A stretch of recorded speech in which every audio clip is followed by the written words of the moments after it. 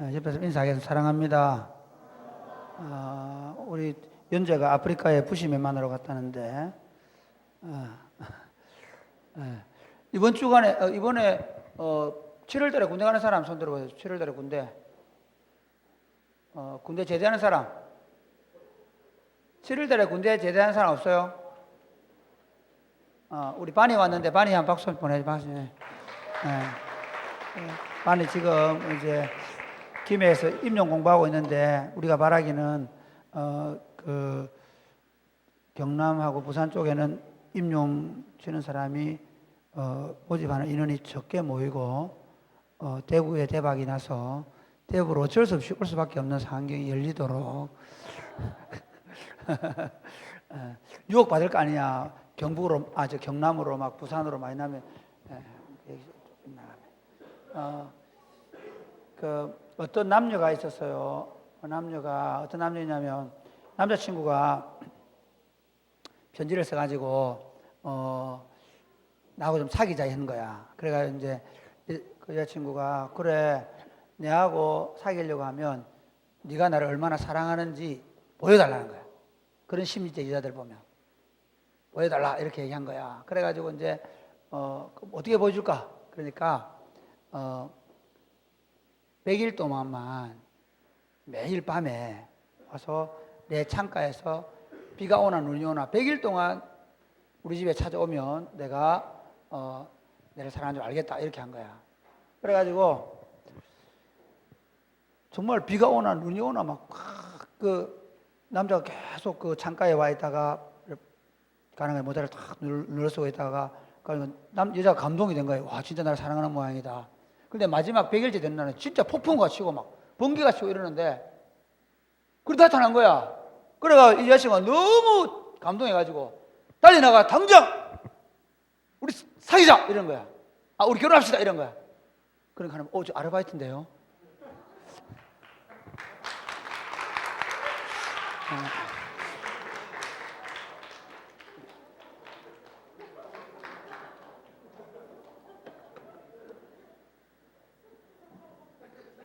예수님의 말씀이 다시 생각납니다. 피리를 부어 춤출 줄 모르고 애곡할 줄 모르는 이 세대는 내가 아재 개그를 하는 게 문제가 아니라 여러분의 심령의 강박함이 문제인 줄 압니다. 옛날에 나영서 논소는 잘 웃었습니다. 여러분의 은혜가 떨어졌기 때문에. 지금 사실은 그 나라가 굉장히 어려운 상황에 있죠. 국가적으로 보면요, 이제 문재인 대통령이 돼가지고 지금 뭐 미국에 트럼프를 만나러 가서 트럼프를 친 건 아닙니다.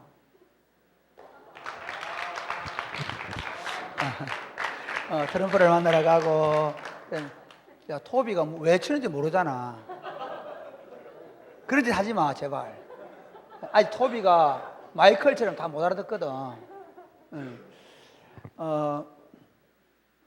시진핑을 만나고, 그 다음에 이번에 뭐 또 푸틴도 만나고, 메르켈도 만나고 이렇게 하죠. 이게 왜 그러냐면요. 지금 이제 그 북한과 우리 사이에 굉장히 심각한 문제가 있는 거예요. 이게 그 미국은 ICBM이다. 대륙간 탄도미사일이다. 이렇게 얘기하는데 중국하고 러시아는 아니다. 가들이 그래서 능력이 없다. 이러면 좀 이상하잖아. 이게 웃기는 게 뭐냐면 미국하고 일본은 ICBM 맞다. 이러면서. 그리고 중국하고 러시아는 아니다. 가들은 그런 능력이 없다. 이러잖아요. 오히려 거꾸로 돼야 되잖아요. 야, 북한 우리가 도와주고 힘이 때려야 되는데 가들 그런 능력이 없다는 거예요. 왜 그러냐면요. 이게 대륙간 탄도미사일일 때는 심각한 제재가 요구되거든요.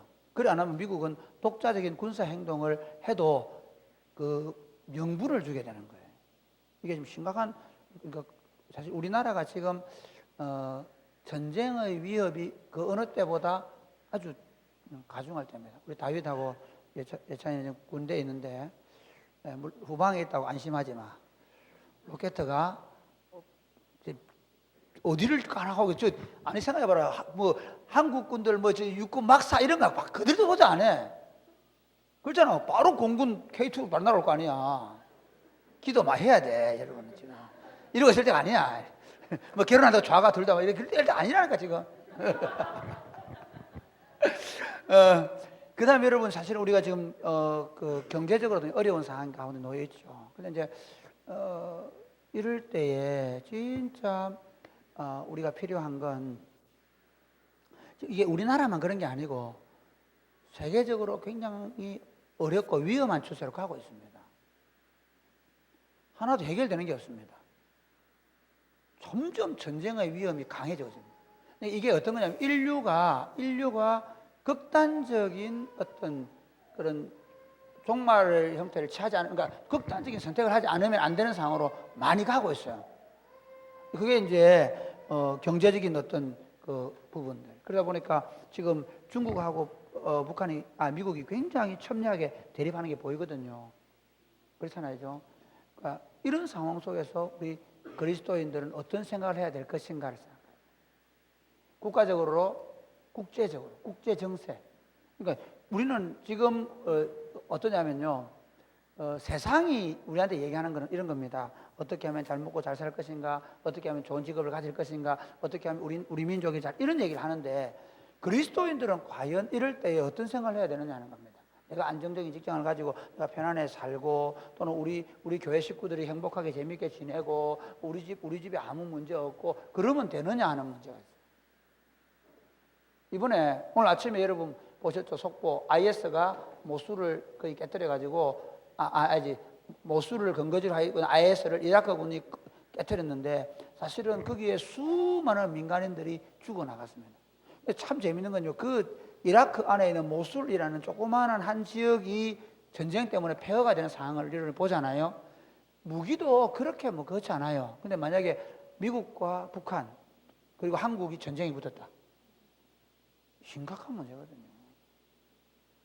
그러니까 이게 꼭 전쟁 문제가 아니라 지금 국가와 국가들이 첨예하게 그렇게 대립하고 있는 상황입니다. 이럴 때 그리스도인들은 무엇을 꿈꿔야 하는가? 어떤 비전과 어떤 전략으로 살아야 하는가? 이럴 때 어떻게 하면 주식을 투자해서 어디에다가 돈을 모을 수 있나? 이런 생각이 아니라 어떻게 하면 이 지구를 구원할 수 있는가? 인조인간 로봇가 아니고, 그 다음에 뭐고? 그리스도인으로서 어떻게 지금 마치 여러분 지금 이거 답을 못 찾고 있습니다. 하나 예를 들어 세계 환경 문제를 지금 미국하고 중국하고 호나라가 맞대가 하잖아요. 환경 문제 해결될까요? 안 됩니다. 안 됩니다. 왜 안 되냐면요, 그러려고 하면 지금 이미 산업화를 했던 나라들이 그 환경 부담금을 많이 내가지고 못 사는 나라가 그렇게 그런 환경 문제를 저지르지 않도록 거기에 대한 돈을 많이 투자를 해야 되거든요. 안 합니다. 그렇죠. 다 자국의 이익입니다. 아니, 전쟁을 막으려면 어떻게 됩니까? 무기 안 팔아야 되는데, 재밌는 거는 전쟁을 하면서도 적대편에다가 무기를 팔아먹는 놈들이 미국 놈들이고, 또 똑같습니다. 그러니까 이번에 대만에 1조 얼마 2조 가까이 돈을 무기를 팔았잖아요. 그러면 중국하고 좀 무기 경쟁을 들어가는 거예요. 본토하고. 중국 입장에서 볼 때는 북한이 얼마나 고마운 존재인지 몰라요. ICM 만들어가 미국하고 자기들이 벗어나 있잖아요. 네, 어쨌든 간에. 그러니까 어떤 국제기구, 어떤 국제적인 논의도 사실은 지금 인류가 가고 있는 이런 위험한 상태를 막아낼 수가 어렵다는 거예요. 우리는 그냥 우리 혼자 밥 먹고 잘 살고 좀 좋은 직장 들어가 잘 살고, 그게 아니에요. 예수님을 한번 보면 예수님 이 땅에 인류를 구하러 오셨어요. 예수님은 이 땅에 하나님 나라를 세우러 오셨죠. 그래서 하나님 나라 안에 다시 사람들을 불러들여서 어떻게 세상을 당신의 통치 아래에서 진정한 기쁨과 평화, 다시 말하면 여러분 지금 세상이 망하고 있는 이유는 개인의 탐욕입니다. 그 다음에 그게 좀 더 가면 어떤 지역이나 또는 국가나 어떤 회사의 탐욕이죠. 예. 그 다음에 그게 좀 더 나가면 민족과 민족, 나라와 난족의 탐욕이 지금 전 세계를 점점 더 위험한 상황으로 몰아가고 있는 거예요. 이게 극대화되면 전쟁이 일어납니다. 세계적으로 그렇게 일어나는 거예요.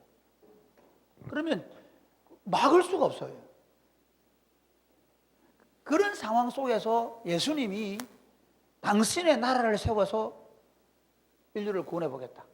당신의 나라를 통해서, 물론 이 땅에서 지상왕국을 건설하는 건 아니지만 어쨌든 온 세상을 하나님 나라로 만들어 보겠다. 또는 영생을 선물 주시겠다. 그런 목표를 가지고 이 땅에 오셨다는 거죠. 예수님 어떻게 하나님 나라를 이 땅에 세워서 세상을 하나님 나라로 만들고 망할 수밖에 없고 진노로 인하여 멸망할 수밖에 없는 인생들에게 하나님 나라를 선물로 주시려고 하셨는가를 오늘 본문이 잘 말씀해 주고 있어요. 오늘 본문을 보면 예수님께서 제자들 중에서 12명의 사도를 뽑아서 세운 내용을 본문에서 말씀하고 있죠. 12명 뽑아가지고 그 사도 세운 거고 무슨 인류 얘기를 하냐? 아니에요. 여러분, 그 12명을 놓고 예수님은 뭐라 했는지 아세요? 마태복음 28장 19절 20절에 뭐라 했어요? 그러므로 너희는 가서 모든 족속으로 제자를 삼아 아버지와 아들과 성령의 이름, 모든 족속으로 제자를 삼아 아버지와 아들과 성령의 이름으로 죄를 베풀고 내가 분부한 모든 것을 가르쳐 지키게 하라. 세계를 복음화하면, 그래서 민족의 경계가 없어지는 거예요. 사실은 기독교는 대한민국 것도 아니고 일본 것도 아니에요. 그래서 그리스도 안에서는 일본 사람이나 한국, 그 다음에 북한과 남한, 이거 적대국가 아니지만 어쨌든 그 다음에 미국과 중국이 없는 거예요. 그리스도 안에서는. 그렇죠? 그러니까 그런 세상을 꿈꾸신 거죠. 그 안에서 어때요? 자기의 개인적이든 가족적이든 또는 국가적이든 민족적이든 탐욕이 없는, 서로가 서로를 진정으로 배려하고 사랑하는 공동체에 대한 꿈을 가지고 시작하셨다는 거예요. 하나님 나라를. 그러기 위해서 12명을 선택하셔서 사도로 세우는 것을 오늘 본문이 보여주고 있습니다. 오늘 본문을 통해서 사도를 택하여 세우시는 예수님이라는 주제로 말씀을 나누려고 합니다. 첫째로 생각해보면 사도를 택해서 세우신 예수님은요, 첫째 기도하셨다는 것입니다. 기도하시는 분이었다. 오늘 본문 한번 볼까요? 자, 우리 12절 시작.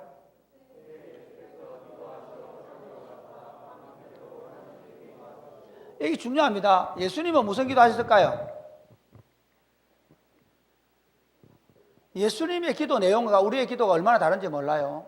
내가 계속 말씀드리지만 우리는 기도 뭐합니까? 이빨 낳게 달 기도하죠. 여자친구 없으면 여자친구 하나 기도하죠. 그럼 네가 뺏어가니 다른 여자가 없는 거예요. 세상 남자들이 다 내를 좋아하게 하니까 다른 남자들이 다른 여자를 좋아할 시간이 없는 거예요. 하나만 좋아하다고 기도하죠. 우리 기도는 뭐냐면요, 거의 대부분 뭐냐면 자기 중심. 예수님의 기도 핵심은 뭐냐면요, 아버지의 나라가 임하는 겁니다. 할렐루야. 그런데 이 기도를 잘 보시면요, 이런 겁니다. 이때라는 말이 중요한 거예요. 왜 이때라는 단어를 누가는 쓰고 있냐면, 그때가 언제냐? 누가복음 그 3장 이후에 보면 예수님께서 이제 복음 사역을 시작하시잖아요. 복음 사역을 시작하시는데 4장 이후가 복음 사역을 시작하시는데, 거기 보면 예수님이 복음 전도 사역을 시작해가지고 사람들이 점점 예수님의 인기가 높아졌단 말이에요. 예수님을 찾기 시작했어요. 그러니까 당시에 종교주의자들이 볼 때는 이 예수라는 인물이 나타나가지고 그 자기 사람들을 모으니까 위협을 느낀 거예요. 지금 무슨 저런 놈이 있나? 이상한데? 그러면서 조사를 시작하셔요. 왜 조사하느냐 하면 그를 죽이겠다는 거예요. 그를 없애야 되는 거예요. 뭔가 꼬투리를 잡아야 되는 거예요. 그래서 보면 고발할 증거를 찾고자 하여 그랬는데, 그 말은 꼬투리를 잡아서 제거할 생각을 하는 거예요. 이단을 선포하고 없애겠다. 그런데 예수님이 어떻게 하는가 하면요, 그걸 좀 알았으면 조심해야 되잖아요. 근데 어떻게 뿌듯하게 예수님이 자기가 중풍병자를 고칠 때 네 죄사함을 받았다 그렇게 말하면서, 그 사람들이 그 5장에 보면 지켜보고 있는 상태거든. 지켜보고 있는 상태인데 거기서 일부러 딱 그 조사관이 나가서 보고 있는 데서 그 앞에서 네 재산을 받았다는 거야. 그러니까 막 그럼 하나님이 할 수 있는 얘기를 이놈이 하는구나. 완전히 신성모독한다 이렇게 생각했어요. 근데 예수님이 왜 그렇게 하셨냐면 자기가 신이라는 걸 선포한 거예요. 자기가 하나님의 아들을 선포하신 거죠. 그 다음에 또 예수 와가지고 일부러 얘기하는 거죠. 아니 당신 왜 제자들이 왜 그 밀라사에 다니면서 안식일날 하지 말라는 장로들의 유전을 깨뜨립니까? 이렇게 얘기하니까, 내가 안식일의 주인이다.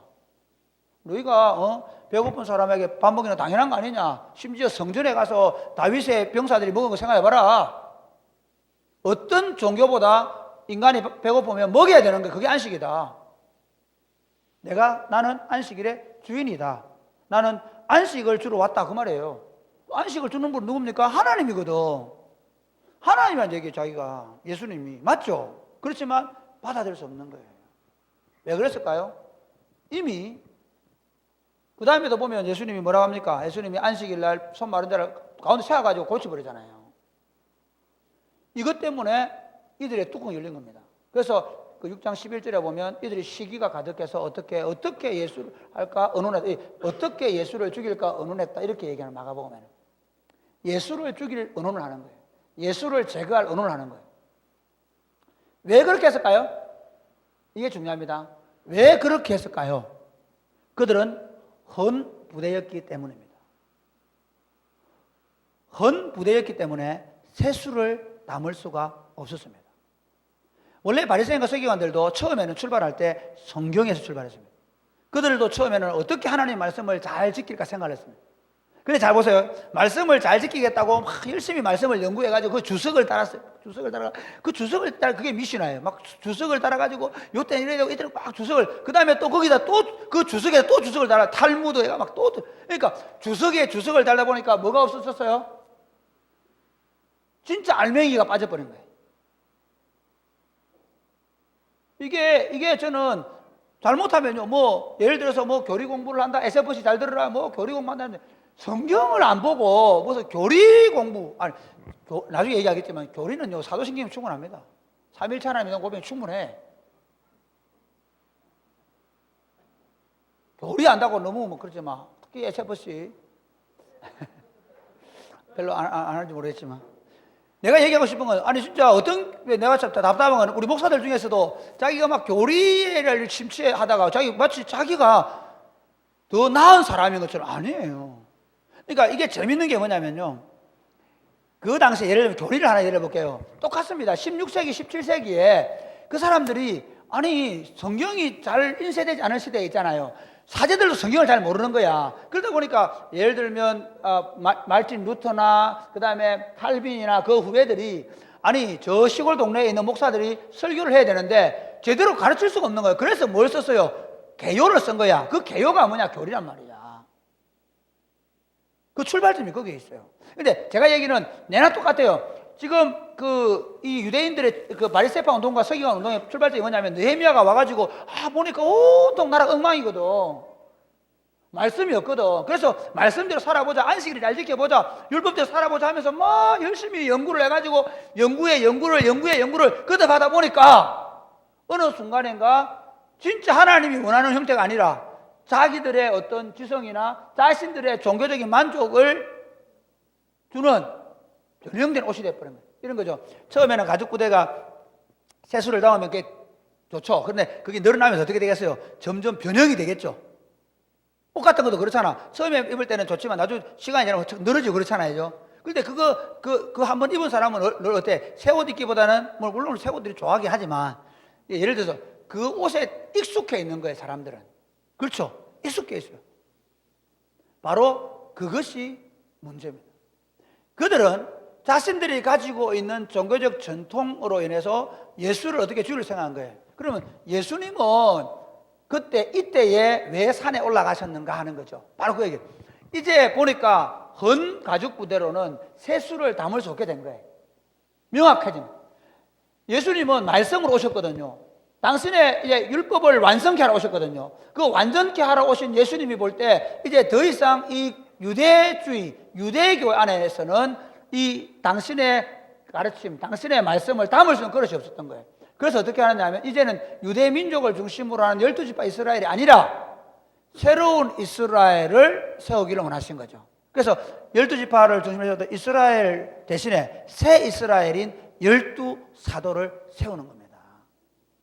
여러분, 우리가 신앙생활 하면서 이게 중요합니다. 우리가요, 아까 말한 대로 막 국제 정세가 어떻고 우리 환경이 어떻고 막 그러다 보면 교인들이 다 어디에 집중합니까? 기도가 어디를 향해 있습니까? 어떻게 하면 잘 먹고 살 건가? 어떻게 하면 직장을 구할 건가? 어떻게 하면 결혼할 건가? 지금 당장 내 눈앞에 닥치는 삶의 문제에 우리 혈안이 되어 있습니다. 심지어 그러니까 어떻게 보면요, 누가 용한 목사냐면 지금 병든 거 고쳐주고 뭐 누가 문제 있다면 기도해가 응답받고 그러고 용한 목사가 되는 거예요. 심지어 교인들도 설교 들을 때 지금 당장 내 앞에 뭐 한 가지 뭐 적용해주고 그걸 아니고 결국 우리 칼끝을 어디로 향하게 해야 되냐면 하나님 나라로 우리 삶의 초점을 맞추어야 됩니다. 할렐루야. 그러니까 우리가 지금 예수님이 이 12사도를 특해서 세우실 때에 그 기도하신 이유가 뭐냐면요, 자신을 이제 십자가에 못 박아 죽이는, 그러니까 십자가에 뭐 하여튼 어떻게 예수를 죽일까라고 모의하고 있을 때 예수님은 성부 하나님 또는 성부 하나님 안에 들어가서 성령 하나님, 삼위 하나님이 뭘 얘기하느냐면 어떻게 하나님 나라를 내가 가고 나서도, 내가 죽고 나서도 계속해서 이어갈 수 있을 것인가에 대한 고민을 가지고 하나님과 기도하면서 사도를 세우고 있는 겁니다. 그러므로 사랑하는 여러분, 우리가 하나님 나라 운동을 해가면서 중요한 게 뭐냐면요, 교회가, 성도들이, 여러분 자신들이 지금 당장 급급한 삶의 문제가 아니라 늘 여러분의 삶의 방향성이 어떻게 하나님 나라를 세워갈 것인가에 초점이 맞추어져 있기를 주님의 축복합니다. 이해가 되시죠? 그래서 내 삶의 초점이 하나님 나라를 어떻게 내 가정에서, 내 직장에서, 내 삶의 자리에서 하나님 나라를 어떻게 세워갈 것인가에 맞추어져 있는 거예요. 그래서 예수님께서 그렇게 정확하게 말씀하셨어요. 너희는 무엇을 마실까, 무엇을 입을까, 무엇을 먹을까, 무엇을 마실까, 무엇을 입을까 염려하지 말아라. 너희는 먼저 그의 나라와 그의 의를 구하라. 할렐루야. 그러나 이 모든 걸 너희에게 더하시리라. 정말 그렇습니다. 여러분, 우리가요, 내가 더 잘 먹고 잘 살라 그러고 서로 다 잘 먹고 잘 사는데 경쟁이 되시면 어떤 문제가 발생하는가 하면요, 결국에는 그것 때문에 어떻게 더 심각한 갈등과 분열, 고통이 오는 겁니다. 진짜 우리가 좀 성숙되어지면요, 일정한 금액의 돈을 벌면 거기서 안 벌어야 됩니다. 그럼 내가 한번 다 가져가는데요, 다른 나쁜 놈들이 뭐 그렇기 때문에 열심히 벌어서 어떻게 됩니까? 나누어줘야 됩니다. 더 많이 가지려고 하는 욕구, 권력이든 명예든 돈이든 더 많이 가지려는 욕구가 지금 그렇게 만들었거든요. 그래서 그런데 문제는 우리 기독교인들의 기도 제목 자체부터가 지금 당장 내 삶의 현실이, 예수님이 지금 당장 내가 나를 죽이려고 하는데 어떻게 하면 저 칼 것을 피할 수가, 그걸로 기도하지 않았어요. 아버지 하나님 앞에 들어가서 내가 심지어 죽고 나서, 그러고 나서 내 다음에 어떻게 하나님 나라가 세워져 갈 것인가 하는 기도를 한 거죠. 그래서 나온 게 뭐냐? 12명의 사도를 택했습니다. 그렇죠? 자, 한번 보세요. 13절 시작.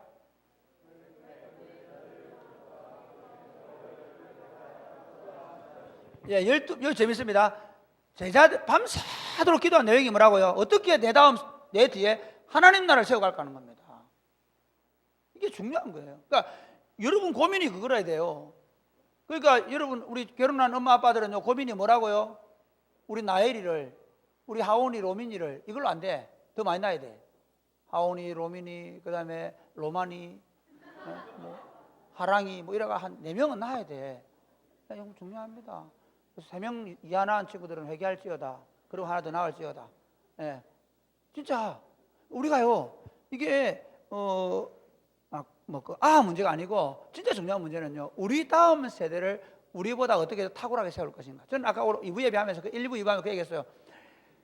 우리의 모든 총력을 어디 키우느냐? 우리 다음 세대를 세우는 길.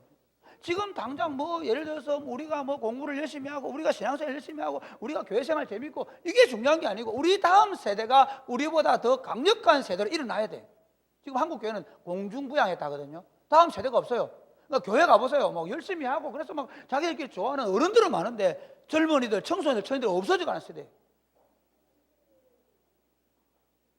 숫자가 문제가 아니라 정말 이 아이들이 하나님 나라의 즐거움, 하나님 나라의 그 복됨을 누려야 돼요. 그러니까 잡아놓고 막 성경 가르치고 막 하루 종일, 그게 아니고 얼마나 하나님 나라가 우리 안에 행복할 수 있는가를 가르쳐야 돼. 할렐루야. 중요합니다. 그러니까 이게 돼야 돼요. 그래서 여러분, 자녀들에게 시간을 많이 주셔야 돼요. 엄마 아빠가 예수 믿으니까, 물질에 욕심을 안 내니까 시간을 많이 내서 내하고 같이 시간을 보내주고 사랑해주고. 여러분 지금은 모르지만요, 애들이 복수합니다.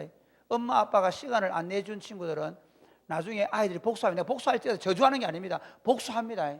왜? 엄마 아빠가 내가 필요할 때, 어릴 때 필요하거든요.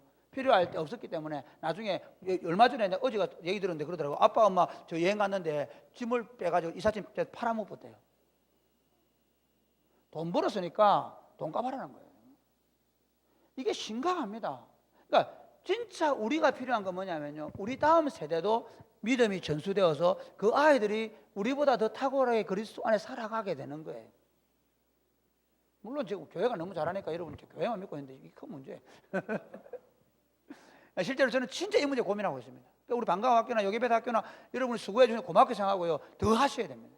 더 할 겁니다. 저는. 지금 예수님의 또 자기가 가고 나서 자기보다도 탁월한 사람처럼 예수님보다도 탁월한 거예요. 그래서 예수님이 뭐라냐면 이렇게 얘기해요. 예수님 가시기 전에 요한복음은 너희가 나를 믿으면 내가 한 일을 하게 될 것이고 내가 한 것보다 더 큰 일을 할 거란 거예요. 예수님의 기대는 뭐냐면 내가 한 거 이하가 아니고 내보다 못한 놈들이 아니고 내보다 더 탁월하게 될 것에 대하여 말씀하시는 거예요. 그래서 12명을 채웁니다. 12명을 한번 볼까요? 12명 읽어봐. 자, 14절 시작.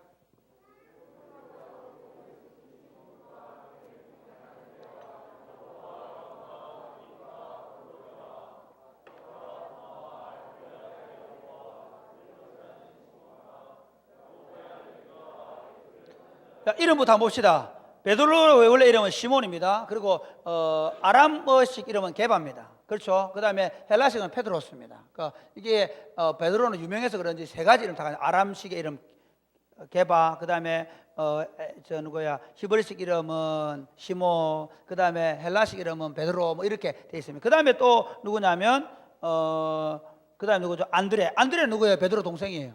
재밌죠? 안드레가 원래 예수님께 더 먼저 데려왔는데 오히려 안드레는요 평생 사회 가면서 안 드러나요. 주로 안드레는 안 드러나는 거예요. 안드레는 안 드러나요.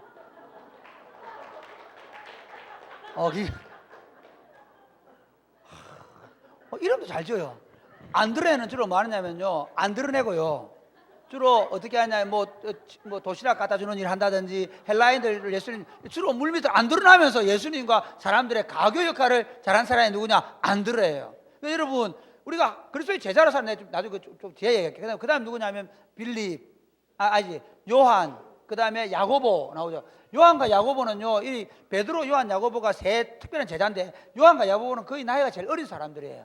그럼에도 불구하고 그들이 정말 주님께 귀하게 쓰임 받았죠. 어쨌든 그 다음에 또 누구 나옵니까? 그 다음에 빌립과 바돌로메. 바돌로메는 누구냐면요 나다나엘이에요.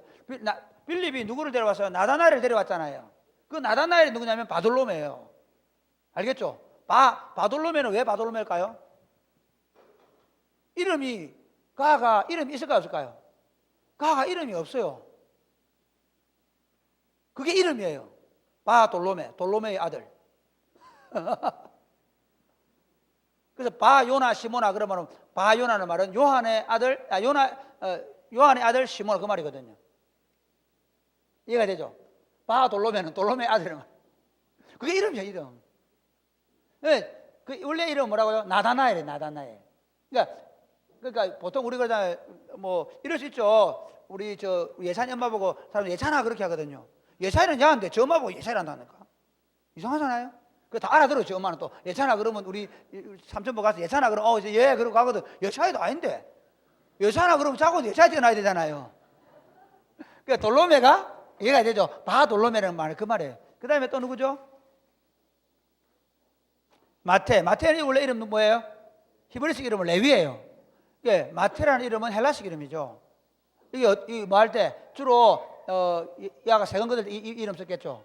예? 그러니까 마테를 오히려 우리가 잘 알고 있는 마테는요 세리라는 걸 이름으로 알 수 있는 거예요. 자기가 참 재밌죠. 여러분 교회 와가지고 보통 우리는 어떻게 하면 일반적인 이 안 좋은 교회 얘기할게요. 안 좋은 교회는 자기 숨겨요. 안 좋은 교회는 늘 자기 포장해요. 좋은 교회는 어떤 교회인지 아십니까? 자기를 다 드러내요. 여러분 자기를 드러내는 거에 너무 드러내면서 왜 이래야 된다 뭐 이렇게 하는 건 아니지만 자기를 드러내는 것은 중요합니다.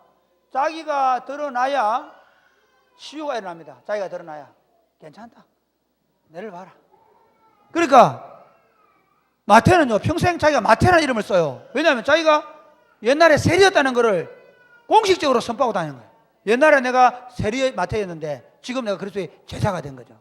이해가 되시죠? 어쨌든 마태, 그 다음 누구죠? 예, 마태, 도마, 그 다음에 알페의 아들 야고보, 그 다음에 셀롯이라고 하는 시몬. 이거 셀롯이라는 시몬은 뭐냐면 셀롯 땅이에요. 셀롯 땅은 급진파 개혁 운동을 한 사람이에요. 그 다음에 야고보의 아들 유다와 예수를 파는 자가 될 가룟. 유다 하도 많죠. 여러분 그러니까 유다, 예수, 야고보 그냥 많아요. 근데 자 여기서 좀 제기하고 싶은 게 있어요. 자 보세요. 예수님의 제자들을 가만히 보면 아주 중요한 특징이 하나 있습니다. 이 사람들이 다 거의 대부분 갈릴리 사람들이고요. 가룟 유다만 유대 사람입니다. 이 사람들이요 각각 너무 다른 기질을 가지고 있습니다. 너무 다른 환경을 가지고 있습니다. 그럼에도 불구하고 이들이 그리스도 안에서 통일을 이룸으로 말미암아 어떻게 해요? 예수님이 의도하신 거죠. 뭐냐면 하나님 나라는 생각과 의식이 같아서 되는 게 아니라는 거예요. 다름에도 불구하고 다름을 인정하고 그 다름 때문에 서로 다름 때문에 정죄하고 판단하고 다름을 틀림으로 말하는 게 아니라 그 다름 때문에 그 다름을 받아들임으로 서로를 어떻게 세워주는가를 통해서 하나님 나라를 세워가는 거예요. 예수님 처음부터 의도하신 거예요. 자, 그 대표적인 케이스를 보면요. 그러니까 가룟 유다하고 셀롯 땅 시몬하고 그다음에 그 레위 마태는요. 세리 마태는 완전히 이건 극과 극이에요. 그러니까 주로 셀롯 땅원들은 뭐 하냐면요. 세리들 린치 가하고 막 그러는 사람이에요. 그러니까 린치를 가하든 왜냐하면 이 민족의 반역자니까. 우리 말하면 독립투사들이 셀롯 땅이에요. 독립투사 입장에서 받을 때는 그 자기 민족의 혈세를 빨아먹고 사는 놈들을 죽여야 될 거거든. 그러던 사이가 만약에 들어왔단 말이야. 제자 공작. 그러면 어떻게 해? 어이씨, 내가 저 인간하고 같이 다니. 이렇게 될 거 아니죠. 그럼에도 불구하고 예수님이 뭐라냐면 같이 해볼까요? 새 계명을 너희에게 주노니 너희가 서로 사랑하라. 너희가 서로 사랑하. 내가 너희를 사랑같이 너희가 서로 사랑하면 모든 사람이 너희가 내 모든 사람이 너희 제자인 줄 알 것이다. 그러니까 예수님이 하신 말씀은 뭐냐면요. 그러니까 그러니까 제자들, 사도들부터가 어떻게 기초를 세워놨는가 하면 전혀 문화적 배경이나 삶의 배경들이 문화적 배경은 좀 그렇게 같이 있겠던데 어쨌든 삶의 배경이나 이렇게 다름에도 불구하고 그들을 서로 조화를 이뤄놨어요. 재밌는 건요. 보면 게바는 어떤 사람일까요? 게바, 베드로는 굉장히 성격이 급한 사람이죠. 더 급한 인간이 누군지 아십니까? 요한과 야고보입니다. 그래서 뭐라고요? 번개의 아들, 번개맨. 그때 나왔던 거예요. 번개맨이 성경에 있어. 보아누게 이 말은 번개맨이란 말이거든. 진짜 안 믿네 이제. 그러니까 성질 급한, 예를 들어 성질 급한 사람도 있고요. 그 외에 나다나엘 같은 사람은 굉장히 신사적이고 또 아주 유대인 정통 유대인의 모습을 가지고 있는 사람이에요. 그들이 이룬 공동체가 교회 사도들의 공동체다. 그러면 왜 이 사도를 세우시는가? 이유가 있어요. 이 사도를 세우는 이유가 두 가지예요. 고로 목표는 하나입니다. 뭐냐면 교회를 세우는 거예요. 새 인류를 세우는 거예요. 교회는 뭐라고요? 에베소서 2장에서 한 새 사람으로 지음을 받았다. 헬라인과 유대인 전혀 다른 문화적 배경을 가진 사람들이 한 새 인류로 지음받았는데 그 새 인류가 뭐냐면 교회란 말이죠. 그래서 예수님은 지금 이 12명의 사도를 세워놓고 새 인류를 탄생시킨 거예요. 예수 믿으면 우리가 새 인류에 들어갑니다. 할렐루야. 자, 그래서 그걸 뭐라 해? 중생이라 해. 거듭남이라 그래. 예수 믿으면 그냥 내가 옛날에 절에 가다 교회가 이게 아니고 옛날에 나는 죽고 내가 그리스도 십자가에 못 박아 죽어버린 거야. 정과 욕심으로 살던 나는 죽어버려야 돼.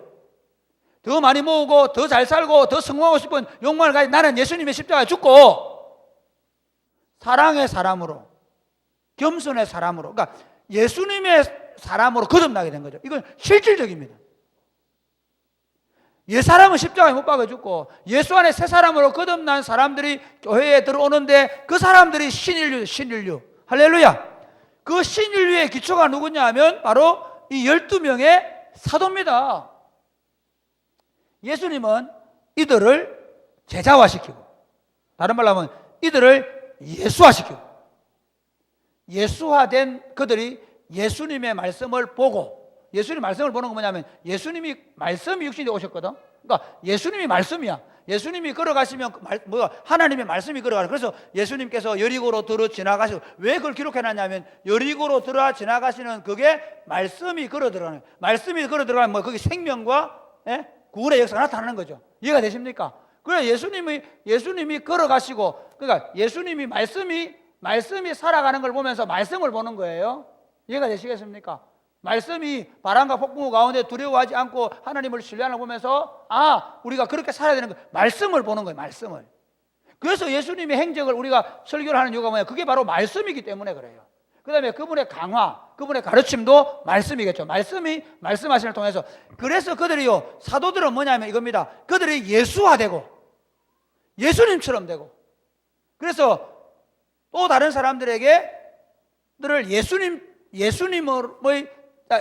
자기들이 하신 것처럼 자기들도 똑같이 예수님처럼 제자로 만들어가지고 자신들이 예수님께 배운 말씀을 가지고 그대로 가르쳐서 또 다른 사람들도 그렇게 세워가는 게 교회 운동입니다. 그래서 마태복음 28장 아까 얘기했던 그러므로 너희는 가서 모든 족속으로 뭘 삼아서 제자를 삼으라. 그 너희가 누구냐면 12명의 사도들입니다. 그들이 나가서 어떻게 되냐면 다른 사람들을 제자화시키는 거예요. 그러기 위해서 어떻게 됩니까? 내가 예수화돼야 돼. 내가 말씀화돼야 돼. 내 안에 말씀이 차고 넘쳐야 돼. 할렐루야. 중요합니다. 이게 신앙생활이에요. 내 안에 말씀이 있는 거예요. 그러니까 여러분들이 열심히 교회 봉사하는 것도 중요하지만 진짜 중요한 건 뭐냐면 내가 말씀화되는 거예요. 내가 예수화되는 거예요.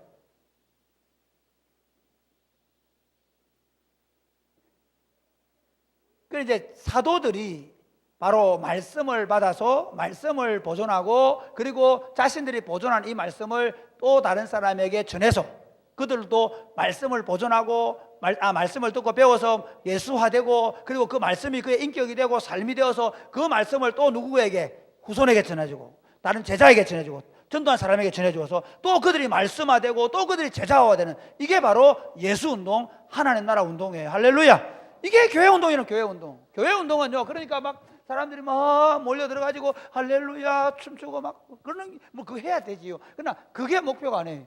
철저하게 사람들 한 사람 한 사람이 말씀화되는 거예요. 말씀화. 그래서 예수님은 그들을 통해서 교회를 세우기 위해서 제자 삼고 말씀을 가르쳐서 교회를 세우기 위해서 그들을 불렀습니다. 그러면 그들을 어떻게 훈련시키는가 하는 거예요. 그들과 함께 있게. 마가복음 3장 13절부터 15절까지 한번 보실까요? 시작.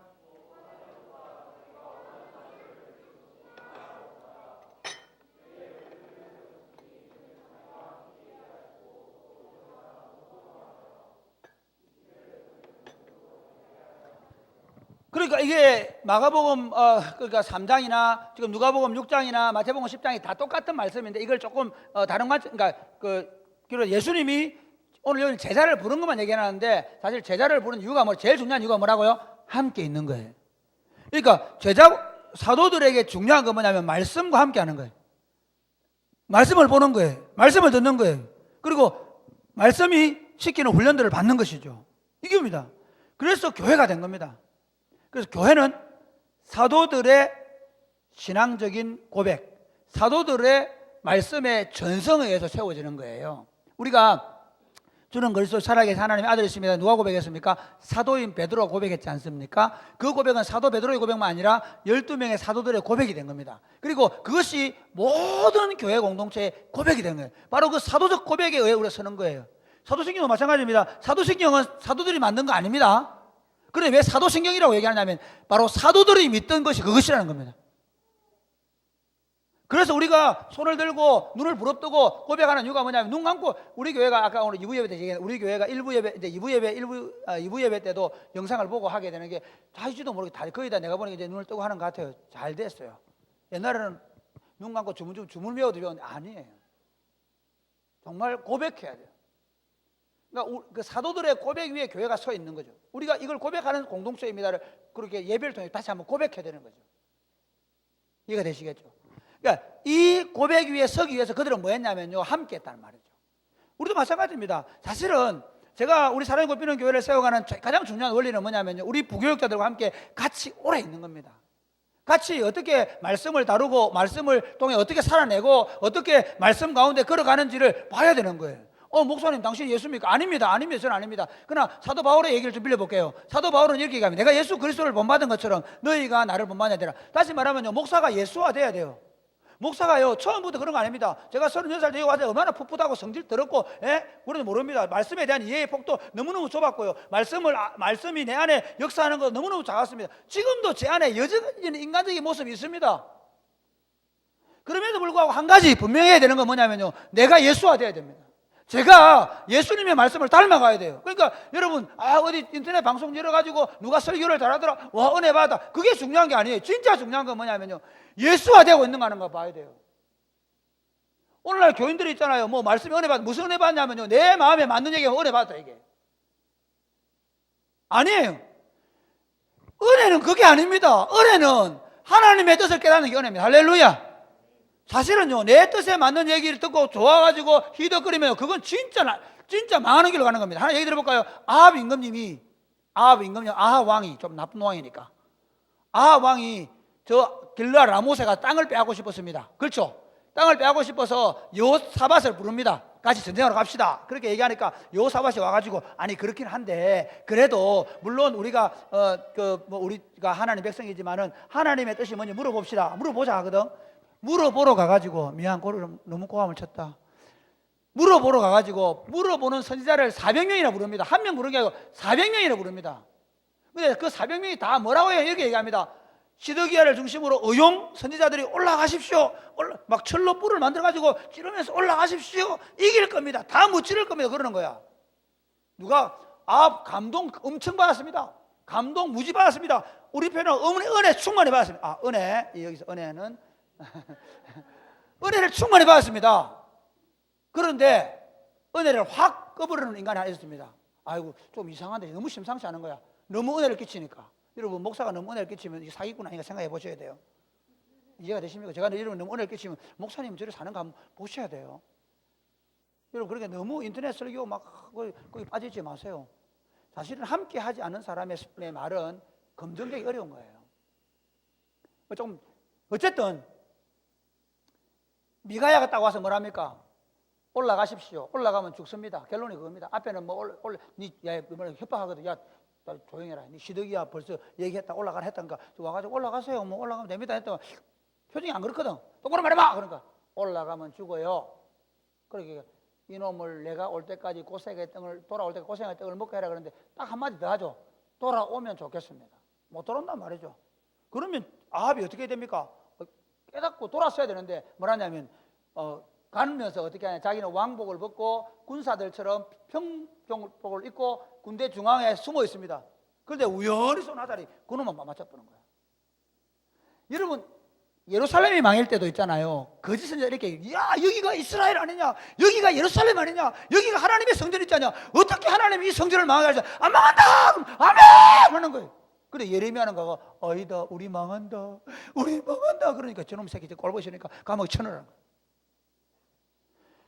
여러분 알아야 됩니다. 오늘날 교인들 있잖아요. 내 마음에 맞는 얘기, 내가 원하는 얘기, 내가 듣고 싶은 얘기를 자꾸 듣는 거야. 심지어 자기 식으로 설교를 해석하는 거예요.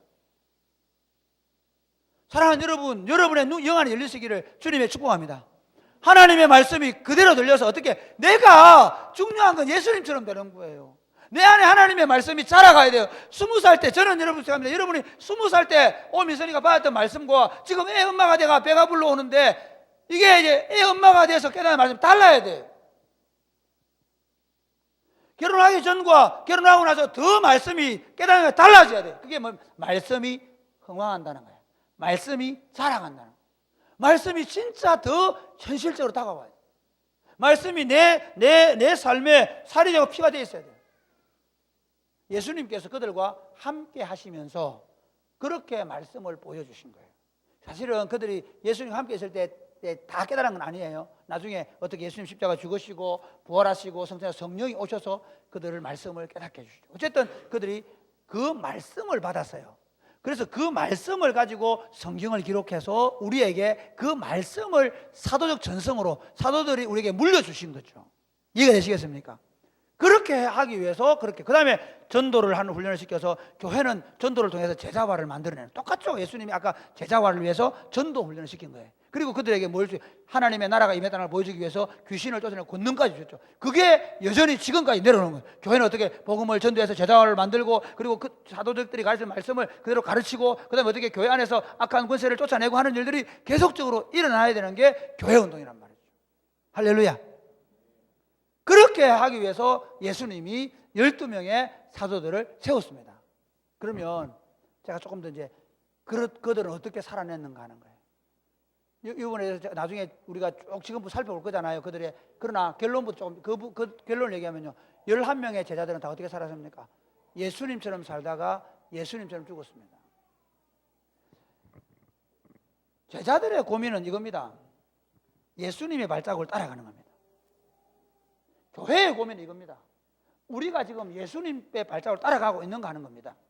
그러니까 이거 정말 문제입니다. 이거 지금요, 지금 교회들이 뭐 하냐면 막 뭐 열심히 봉사하고 열심히 뭐 그거 하지 말라는 게 아니라, 그렇게 하는 이유가 뭐냐면 바로 주님이 그렇게 봉사하시고 주님이 그렇게 섬겼기 때문에 내가 주님처럼 되기 위해서 하는 거예요. 그 11명의 제자들 한마디로 말하면 그들은 예수님처럼 살다가 예수님처럼 죽은. 베드로도 십자가에 못 박혀 죽잖아요. 그런데 나는 예수님이 뭘 부인했기 때문에 나는 바로 죽을 수 없다, 거꾸로 매달 죽였다고 전설 따라 삼천리.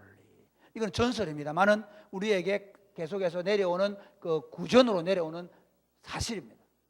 그 다음에 또 누구 안드레 같은 경우는 이게 십자가를 이상하게 까이표를 해가지고 죽죠. 안드레 십자가 있잖아요. 그 다음에 뭡니까? 도마 같은 사람은 뭐 내가 봐야 되겠다 하고 막 그랬잖아요. 그러고 나서도 주님 어떻게 하냐면 인도에 가서 복음을 전하다가 창에 찔려 죽죠. 그러니까 다들 그렇게 죽죠. 그러나 누가 이게 가룟 유다, 뭐 가룟 유다. 가룟 유다는 예수님이 알고 불렀을까요? 뭐라고 불렀을까요? 그가 예수님을 팔 거라고 처음부터 예수님 알고 불렀을까요? 아니면 모르고 불렀을까요? 자, 물어봅니다. 처음부터 예수님을 팔 줄로 알고 팔 사람으로 지명해서 불렀다고 생각하는 사람. 진짜 경규야, 왜 괴롭히는데 시험이?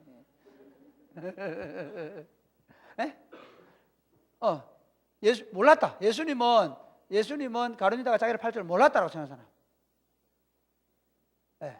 이것도 저것도 아니다. 나는 모르겠다, 발들었다. 이렇게 우리나라가 이게 큰 문제예요. 여러분, 틀리는 것도 답이에요. 오답. 그래서 정답과 오답이 있는 거예요. 근데 오답을 많이 하는 사람이 성공하는 인생을 살 가능성이 아주 많아요. 우리나라는 지금 내가 설교하다 이 중간에 미안한데 여러분들이 오답을 많이 하는 사람이 반드시 성공합니다. 에디슨 봐. 우리나라 교육의 실패는 정답만 말하게 하는 데서 심각한 문제가 있는 거예요. 오답을 많이 하는 교육을 해야 돼요. 알겠죠? 유치원부터. 오답을 많이 하게 돼요. 자, 다시 묻습니다. 가룟 유다는 처음부터 예수님 팔 줄 알았다. 알았다. 처음부터 몰랐다. 세 번째, 나는 모르겠다. 그렇죠. 이게 정말 나는 도연을 사랑하는 이유가 이 솔직함 때문이에요. 사실 잘 몰라요, 나도. 내가 어떻게 알아, 예수님을? 들어가보도 안 했는데. 그러나 조금 생각해보면 예수님이 몰랐을 가능성이 많을 것이다. 왜냐하면요, 자, 예수님께서 만약에 알고 불렀다 그러면 얼마나 잔인하셔. 자, 알고 이놈이 내 팔 거다. 그래서 돈 깨맞게 놓고 일부러 돈도둑로 만들어 놓고. 그 예수님의 인격이 뭐야 이거? 예를 들어서 자, 내가 예를 들어서 오미선이 저거 내를 팔 줄을 갈면서 오면서 돈 깨맞게 놓고 돈도둑 만들어 놓고, 이거 말이 안 되잖아요. 그리고 또 있잖아요. 막 요한복음 13장에 가서 보면 너희 중에 내가 한 사람 팔게 된다. 그러면서 막 예수님께서 안타까워하시거든요. 예? 나지 않았으면 그 말은 회개란 말이거든. 지금이라도. 그 쇼잖아. 그러면 예수님께서 이 땅에 오실 때 완전 하나님이시지만 신성의 제한을 가지고 오신 건 사실입니다. 스스로 제한하시는 거죠. 다 꿰뚫어 보고 있으면 이게 문제 심각한 거죠. 그죠? 물론 예수님이 아십니다. 자기의 죽을 날이 얼마 남지 않았다 아십니다. 그 말은 그건 어떻게 보면 이제 그 신성에 있어서 완전히 아신다라는 느낌이 아니라, 그러니까 지금 가룟 유다를 보면요, 저는 이렇게 봅니다. 좀 다 놔도 그럼 잘 모르다 치더라도 지금 우리가 이걸 생각해야 되는, 사도로 부름받았습니다. 자, 12명을 부름받았잖아요. 그것을 예수님이 그걸 할 거라 생각 안 한 거예요. 그리고 똑같이 함께 보여주시고 전도 훈련시키시고 똑같이 했습니다. 심지어 가룟 유다는 총애를 받아가지고 통깨까지 맡았습니다. 그러면 여기서부터 문제입니다. 가룟 유다가 마지막에 왜 팔게 됐는가 하면, 오늘 여러분 여기서 중요합니다. 우리가 우리 자신의 삶을 한번 돌아보십시오. 내가 예수를 믿은 것도 중요합니다. 그러나 우리의 구원은 칭의만 아니라 성화와 영화의 과정까지 포함하는 겁니다. 내가 예수 그리스도 안에 부름받아서 죄사함 얻었다 이걸로 중요한 게 아니라, 내가 예수 그리스도 안에서 죄사함 얻은 이유는 뭐냐면 이제 죄를 이기고 사단의 권세를 이기고 어떻게 예수화 되어지도록 부름을 받으신 부름입니다. 할렐루야. 그리고 어떻게 되느냐면요, 바로 사도적인 전성, 하나님의 말씀을 통하여 우리가 날마다 바로 세워져 가야 합니다. 이건 철저하게 참 재밌습니다. 제가요, 우리 가능하면 청년들 이렇게 하면서 제가 가능하면 강제하지 않으려고 합니다. 우리 아들들은 좀 강제하려고 노력합니다. 어쩔 수 없이 내 새끼니까 좀 빨리 돌려놓고 싶어가고 막 나도 모르게 막 화답증이 나고 그렇게 할 때가 있습니다. 근데 우리 마누라한테 화답증이 날 때도 있습니다. 그런데 그것도 하면 안 되는 줄 알면서 나도 모르게 그렇게 됩니다. 왜냐하면 사람의 인격은 그런 걸 바꿀 수 있는 게 아니에요. 사람은 자기 스스로 돌이키지 않으면 안 바뀌는 거기 때문에. 할렐루야. 진짜요. 사람은요 절대로 아무리 내 새끼를 하더라고 막 털어놓고 싶고 막 머리 흔들고 되는 게 아니라 그때는 이해하지만 그거 마음으로 바뀐 게 아닙니다. 철저하게 인격을 바꾸는 겁니다. 여기 중요합니다. 인격과 인격이 함께 부딪힘이 있어야 돼요. 가룟 유다는요 같이 있으면서도 그 인격을 신뢰하지를 못했어요. 그 가르침을 따르지 못했어요. 그 이유가 뭡니까? 자신 안에 물질에 대한 욕심이 들어와버려요. 이게 중요해요. 내 안에 어떤 예수 그리스도 외에 다른 욕심, 하나님 나라를 세우는 비전 외에 다른 욕심이 들어오면 그리스도와 하나님의 말씀과 인격적 교제는 안 됩니다. 교회 공동체 안에서 마찬가지입니다. 여러분 목장 공동체를 세울 때 목장 공동체 안에 내가 어떤 다른 욕심이나 다른 생각이나 다른 어떤 것이 있으면 인격적 교제가 안 됩니다. 가르치는 사람하고도 마찬가지입니다.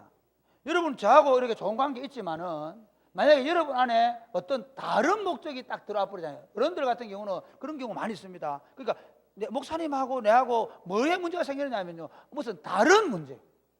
이해가 됩니까? 예를 들어서 뭐 교회 내에서 내가 이런 일을 하고 싶은데 목사님이 뭐 안 해줘 이런 생각을 하게 되면 그때부터는 말씀은 반드시 이렇게 됩니다. 내 인격, 구빈건 목사라는 인격 속에 들어와서 인격으로 흘러가야 돼요.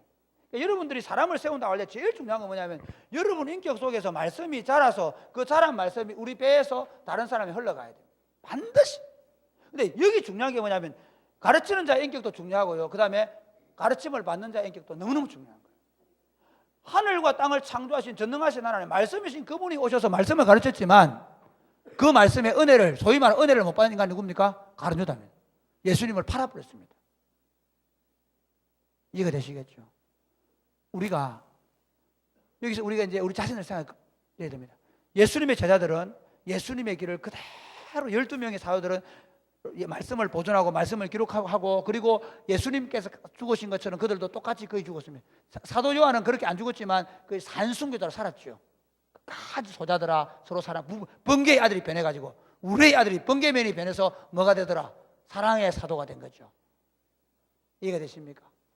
죽었으나 살았으나 죽은 자처럼 사는 예수와 살았습니다. 이제 제가 말씀의 결론을 맺겠습니다. 사도를 세우신 예수님을 보면서 우리가 생각해야 되는 게 뭐냐면요.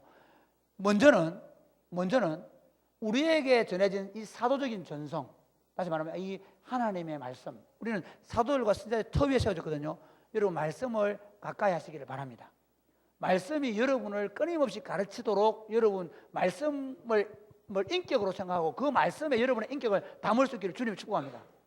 마귀도 말씀을 압니다. 말씀을 인용합니다. 어떻게 인용하냐면요. 말씀을 이용합니다. 인격은 이용하면 안 됩니다. 저는 목회하면서 제일 가장 내가 사람을 이용하지 않겠다는 절대로 이게 교회 안에서 일어나야 돼요. 누구든지 이용하지 않다. 심지어 내가 너무 힘들어도 죽을 것 같아도 다른 방법 없습니다. 그 인격을 감동시키는 외에는 그 인격이 돌아서기를 기다리는 것 외에는 다른 길이 없습니다. 가끔씩 우리도 모르게 우리 자신들이 실패할 때가 있죠. 이해가 되시겠습니까? 다른 거는 다 될 수 있지만 사람을 제자화시키고 사람을 바꾸는 길은 딱 하나입니다. 내가 하나님의 말씀 위에 서는 것입니다. 할렐루야. 그리고 여러분 또 다른 사람을 그리스도의 제자로 만드는 일에 헌신하십시오. 여러분이 결혼을 해야 되는 이유가 있다면 바로 여러분 부부가 여러분 가족들을 여러분 자녀들을 그리스도의 제자로 세우기 위해서 내 자식들부터 그리스도의 제자로 세우기 위해서 그리고 우리 부부를 통해서 우리 가정을 통해서 또 다른 사람을 뭐 세계선교 얘기하지 마세요. 그거는 주님께서 보내시면 가는 겁니다. 주님이 가라면 가는 겁니다. 돈으로 가는 거 아닙니다. 권력으로 가는 거 아닙니다. 주님이 가라고 가는 겁니다. 보내실 것입니다. 중요한 건 뭐냐면요. 나를 통해 내 옆에 있는 또 한 사람이 그리스도의 제자가 되고 또 한 사람이 제자가 되고 다른 거 아닙니다. 한 사람 한 사람을 내 옆에 사람들이 그리스도의 제자로 세워져 가는 거예요. 그래서 내 안에 가득 차진 말씀, 아니 내가 날마다 깨닫고 내 안에 자라가는 말씀이 어떻게 다른 사람에게 흘러가서 그 사람들이 나를 보고 예수화되어가는 나를 보고 그도 예수화되어가는 것을 보는 인생이 바로 우리가 이 세상 속에 살아가는 이유입니다. 그러기 위해서 우리 공동체 안에서 서로가 서로를 존중하고 사랑하고 세워줄 수 있기를 주님의 축복합니다. 우리 공동체 안에서는 이제 그들이 과거에 열심당원이었던, 그들이 과거에 세리였던 관계없이 이제는 우리는 오직 하나 공통의 목적으로 존재해야 합니다. 교회는 다른 게 들어오면 안 됩니다. 교회는 오직 하나입니다. 예수의 제자와 그리스도의 제자와 하나님의 사람들을 세우는 이 목표로 모두가 마음이 하나 되어서 과거를 묻지 않고 함께 연합해서 함께 하나님 나라를 세워갈 수 있게 되기를. 그래서 정말 사도적인 그 전성 위에, 사도들의 터 위에 더 영광스럽게 다음 세대를 세워가는 복된 공동체가 될 수 있기를 주님의 이름 축복합니다. 아멘.